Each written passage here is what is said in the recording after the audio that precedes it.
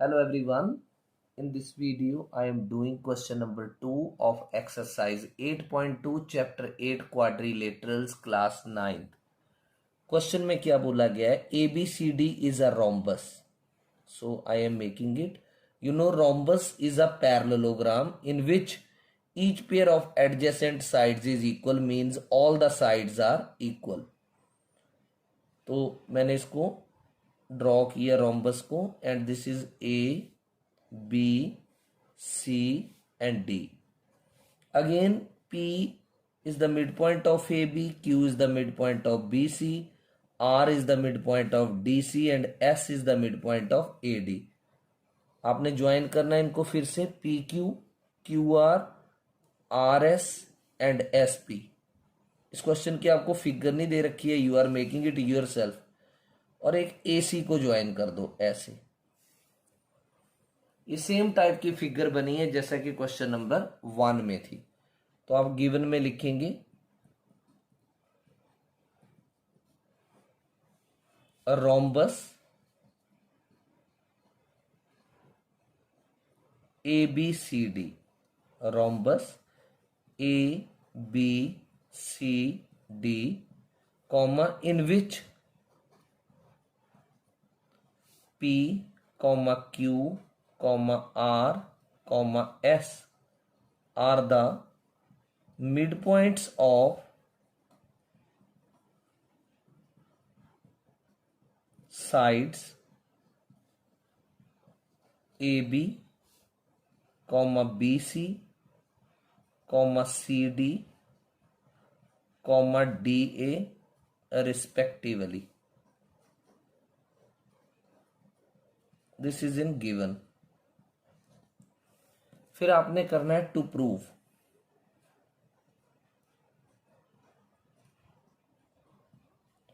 Prove में क्या बोला गया है कि ये जो मिड पॉइंट्स को ज्वाइन करने पर अंदर क्वाड्रिलेटरल बना, ये रेक्टेंगल है.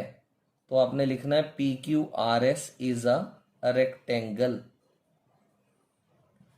तो अब आपको ये पता होना चाहिए कि रेक्टेंगल को प्रूव करने के लिए पहले PQRS को पैरेललोग्राम प्रूव करना पड़ेगा. और जब एक बार ये पैरेललोग्राम प्रूव हो गया तो आप इस पैरेललोग्राम का कोई भी एक एंगल 90 डिग्री प्रूव कर दो, बस ये रेक्टेंगल हो गया. तो स्टार्ट करेंगे प्रूफ. मैंने बोला था ना कि जैसे आपने क्वेश्चन नंबर 1 किया वैसे इसकी स्टार्टिंग होगी. तो अब आप देखो वही स्टार्टिंग करेंगे. In triangle ABC P is mid point of किसका? AB का. P is mid point of AB and Q is mid point of किसका है? Q मिड पॉइंट BC का. Q is mid point of BC. तो कौन सी theorem लगी? Mid point theorem. Bye mid point theorem. तो mid point theorem से क्या हुआ? PQ जो है वो AC के पैरेलल, PQ पैरेलल AC, इसको 0.1 दे दो. और and PQ is equal to half of AC, half AC. This is point number 2. अब इससे ऊपर वाले ट्राइंगल लेंगे जो कि डायगोनल AC के ऊपर है. इन ट्राइंगल ACD में S जो है वो AD का मिड पॉइंट है. तो हम लिखेंगे S is mid point of AD and R किसका मिड पॉइंट है? DC का. R is mid point of DC. कौन सी थ्योरम लगेगी? Mid point theorem by mid point theorem. Mid point theorem से क्या होगा? SR जो है वो पैरेलल होगा AC के, इसको 3 नंबर दे दो. एंड SR जो है वो इक्वल होगा हाफ ऑफ ए सी के, और इसको नंबर दे दो आप 4। अब फ्रॉम 1 एंड 3, फ्रॉम 1 एंड 3, तो 1 एंड 3 से 1 में क्या था, P Q parallel A C, लिख लो।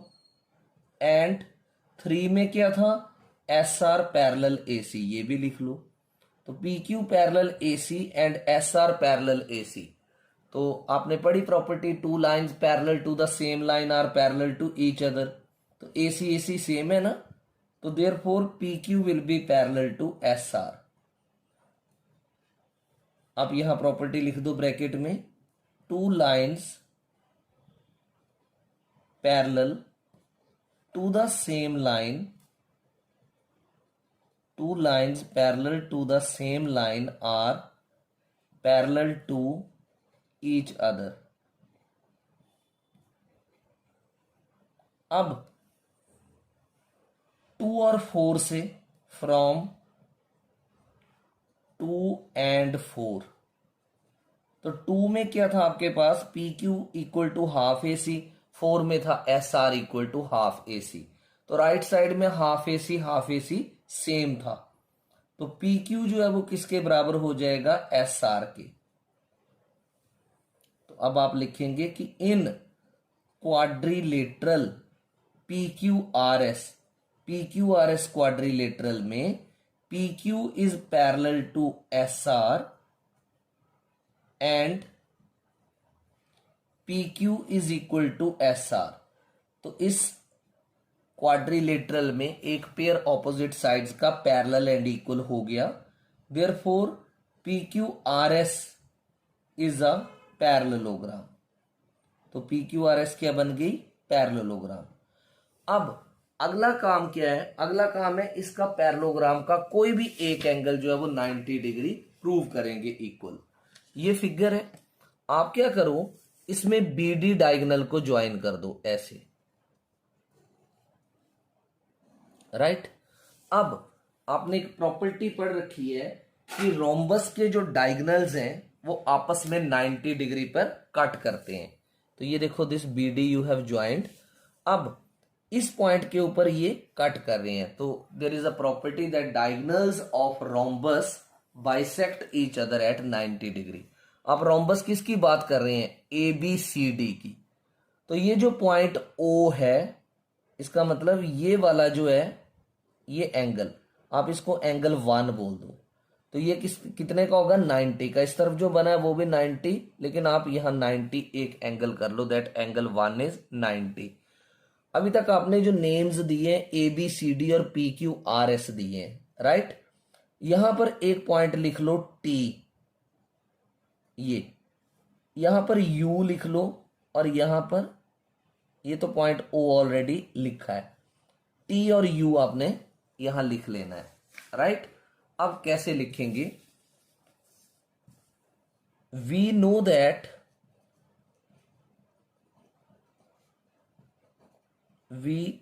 That diagonals of a rhombus bisect each other at right angles लिख लो या 90 डिग्री लिख दो, bisect each other at 90 degree. अगर AC और BD आपस में 90 डिग्री पर बाइसेक्ट करते हैं, तो ये एंगल जिसका नाम UOB है, या हमने नंबर 1 दे दिया, तो एंगल 1 कितने का होगा, 90 डिग्री का। अब हमें एंगल 1 नहीं प्रूव करना 90, बेसिकली हमें ये एंगल प्रूव करना है, जैसे एंगल Q, कि Q भी 90। कैसे करेंगे, देखो आप क्या करेंगे, क्वाड्रिलेटरल OTQU लेंगे। इन क्वाड्रिलेटरल OUQB, OUQB, ये वाला OUQT, बी नहीं है ये, OUQT, अब इस क्वाड्रिलेटरल में OU is parallel to TQ, OU is parallel to TQ। इसको क्यों पैरेलल लिखेंगे, ये देखो, OU किसका पार्ट है, AC का, और TQ किसका पार्ट है, PQ का। आप PQ को AC के पैरेलल ऑलरेडी प्रूव कर चुके हैं, तो TQ और OU जो है वो पैरेलल होंगे। इसका रीजन लिख दो साइड में, because AC is parallel to PQ, right. इसी तरह से ये देखो, QU पैरेलल OT, क्योंकि QU OQ का पार्ट, इसका QR का पार्ट है, और ये जो OT है वो DB का पार्ट है, और आप RQ is parallel to BD। क्यों RQ parallel to BD, by mid point theorem. तो आप लिखेंगे यहां पर RU पैरेलल टू ये वाला, this UQ parallel to OT। तो यहां पर QU लिख लो चाहे UQ लिख लो, this one UQ parallel OT, QU parallel OT। और इसका रीजन लिखेंगे आप, because RQ is parallel to BD। मैं ये पार्ट एक बार फिर से एक्सप्लेन कर देता हूं। आप ले रहे हैं OUQT एक क्वाड्रिलेटरल, तो लिख रहे हैं OU जो है, this OU it is parallel to TQ। क्यों, क्योंकि PQ is parallel to AC। इसी तरह आप लिख रहे हैं UQ is parallel to OT because RQ is parallel to DB by mid point theorem. तो therefore quadrilateral OUQT is a parallelogram. तो OUQT आपने क्या प्रूव कर दिया, पैरेललोग्राम। और पैरेललोग्राम के ऑपोजिट एंगल्स इक्वल होते हैं, तो therefore angle 1 will be equal to angle Q। कहां पर है एंगल 1 और Q, दिस इज 1, और इसके बिल्कुल सामने जो एंगल है वो Q है। इसका रीजन लिखेंगे, opposite angles of parallelogram, parallelogram का नाम है OUQT। तो लिखेंगे since angle 1 is 90 degree, therefore angle Q is also equal to 90 degree. तो पैरेललोग्राम में एक एंगल आपने 90 प्रूव कर दिया। So since in parallelogram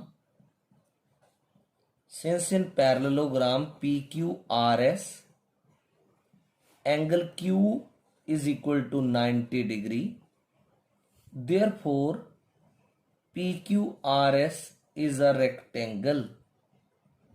PQRS is a rectangle.